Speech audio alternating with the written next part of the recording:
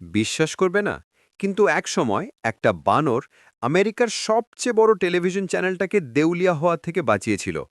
হ্যাঁ, ১৯৫০-এর দশকে এনবিসি এর টুডে শো এতটাই খারাপ যাচ্ছিল যে তারা শেষ চেষ্টা হিসেবে এক চিম্পাঞ্জিকে সহসঞ্চালক বানালো। আর তারপরেই পুরো ইতিহাস বদলে গেল। আজ শুনব সেই ফ্রেড মাগস নামক বানরের অবিশ্বাস্য কাহিনী, যে বানর একাই বদলে দিয়েছিল টিভি শো এর ইতিহাস আর এনে দিয়েছিল $১০০ মিলিয়ন। গল্পটা শুরু হয় ১৯৫২ সালে। আফ্রিকার ক্যামেরুন অঞ্চলে জন্ম নেয় এক ছোট্ট চিম্পাঞ্জি, নাম ফ্রেড মাগস। মাত্র ১০ মাস বয়সে তাকে নিয়ে আসা হয় নিউ ইয়র্কের এক পেট শপে। সেখানেই দুই প্রাক্তন এনবিসি কর্মী কার্মিন মেনেলা আর রয় ওয়ালড্রেন তাকে দেখে ফেলে। তারা ভাবল এই ছোট্ট বানরটাকে তারা কাজে লাগাতে পারে। মাত্র $৬০০ তারা মাস্ককে কিনে নিল, আর শুরু হলো তার প্রশিক্ষণ। কিভাবে হাসতে হবে, পোশাক পরতে হবে আর মানুষের মতো আচরণ করতে হবে, তারা তাকে এসব শিখাতে লাগল। প্রশিক্ষণ শেষ হওয়ার পর মাস্ককে প্রথমবার দেখা গেল জনপ্রিয় অনুষ্ঠান দ্য প্যারি কোমো শোতে। সেখানে তার মজার আচরণ আর বুদ্ধিদীপ্ত পারফরমেন্সে দর্শকরা একেবারে মুগ্ধ হয়ে গেল। শো শেষ হতেই সবাই বুঝে গেল এই ছোট্ট বানরটা বড় কিছু করতে চলেছে। এনবিসির এক্সিকিউটিভ প্যাট উইভার তখনই বুঝলেন এই চিম তাদের শো বাঁচাতে পারে। ১৯৫৩ সালের ৩ ফেব্রুয়ারি মাগস অফিসিয়ালি যোগ দিল দ্য টুডে শোতে। তখন শোটা একেবারে ডুবে যাচ্ছিল, দর্শক নেই, রেটিং নেই। কিন্তু একদিন সকালে সবাই টিভি খুলে দেখতে পেল এক ডাইপার পরা বানর কফি খাচ্ছে, সংবাদপত্র পড়ছে আর উপস্থাপকের পাশে বসে আছে। দর্শকরা এসব দেখে খুব মজা পেল আর রেটিং উড়ে গেল আকাশে। আর এতেই মাগস হয়ে গেল আমেরিকার সুপারস্টার।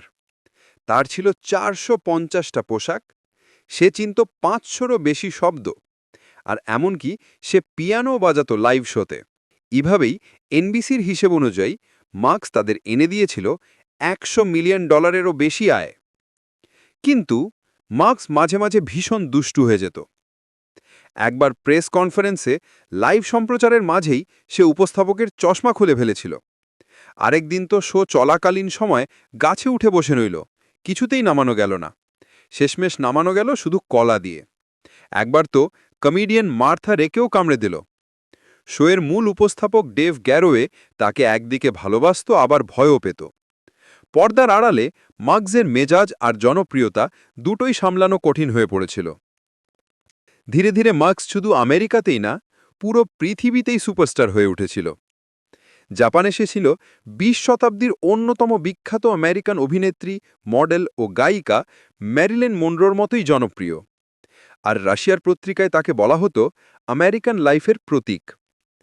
কিন্তু ১৯৫৭ সালে তার জায়গায় আনা হলো আরেক চিম্প, কোকোমো জুনিয়র। এরপর মার্কস কিছুদিন নিজের শো দ্য ফ্রেড মাগস শোতেও কাজ করেছিল। কিন্তু এর কিছুদিন পরই সে অবসর নিয়ে ফ্লোরিডার বুশ গার্ডেন্সে থাকতে শুরু করে। ফ্রেড মাগস শুধু একটা বানর ছিল না, সে ছিল এক টেলিভিশন লেজেন্ড। মাগস জন্ম নেয় ১৯৫২ সালে, আর ২০২৫-এ তার বয়স এখন প্রায় ৭৩ বছর। চিম্পাঞ্জিদের গড় আয়ু ৪০ থেকে ৫০ বছর হলেও মাগস এখনও বেঁচে আছে, বলতে গেলে অনেকটা অলৌকিকভাবেই। বর্তমানে সে তার বন্ধু ফিবির সঙ্গে সিট্রাস পার্ক, ফ্লোরিডাতে শান্তিতে দিন কাটাচ্ছে। আর তার দেখাশোনা করেন জেরাল্ড প্রাইস, যিনি মাগসের প্রথম প্রশিক্ষক বাড মেনেলার ছেলে। যদি আজকের এই সত্য গল্পটি তোমাদের পছন্দ হয়, তাহলে দেরি না করে সাবস্ক্রাইব করো ইতিহাসের চিরকুট চ্যানেলটিকে, কারণ সামনে যা আসতে চলেছে তা তোমাদের চিন্তাই বদলে দেবে। আর ততক্ষণ ভাবতে থাকো ইতিহাস আসলে কতটা অদ্ভুত হতে পারে।